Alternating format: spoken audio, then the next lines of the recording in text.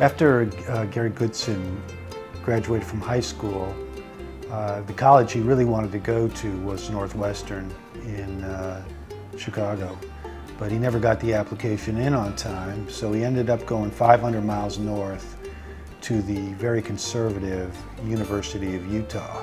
He was mostly interested in hot rods and racing at that time. He was a pretty accomplished race car driver. When he came to the University of Utah, he brought his souped-up Studebaker. It was all black. Had a jacked-up suspension and a totally rebuilt engine. Could outrun any police car in the state. He had ripped out the back seat and installed a safety harness that he'd taken from an airplane. He carried in the back of the car a kit, a sledgehammer, and some paint and some tools in case he ever banged up anybody's car while he was out speeding. He wanted to be able to do some quick body work so that he could repair it and then leave before people found out what he had done. So it showed, you know, his strong sense of ethics and responsibility, that even though Tom was a troublemaker and he liked nothing more than going 100 miles an hour down some mountain road, at the same time, he didn't want to cause any problems for anybody else. He was known mostly for living on drinking Coca-Cola and hard liquor. Gary blazed through college in 2.5 years with a degree in business administration. One of his techniques was to take advanced classes and get A's in them, and then point out to his advisors that, do you really want me to take English 101? You notice I've got an A here in advanced creative writing. In 1961, Amon Hennessy created a free kitchen and crash pad for hobos in Salt Lake City called the Joe Hill House. That was the center for all anti-war activity in Utah. And you see the city of Salt Lake and the Salvation Army in Salt Lake do not take care of the transits and jump off freights. Well, I'm doing a thing the rest won't do. That's all right. Amon was already famous for protesting the nuclear test in Nevada. He also refused to pay taxes. He was against capital punishment as well, and any time the state of Utah would execute anyone, he would go to the site and refuse to eat. Hennessy published his autobiography, The One-Man Revolution, while Tom Forcade was at the University of Utah.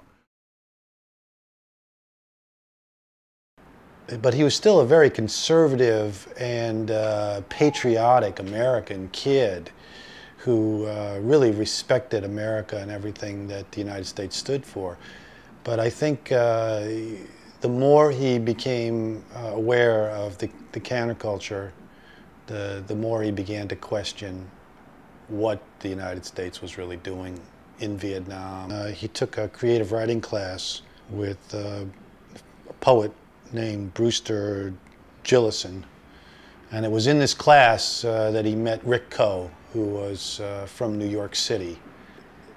Gary was interested in going to New York at some point. In fact, it was in the class, the creative writing class, that Gary told Rick that he wanted to make a magazine someday and do what Hugh Hefner had done.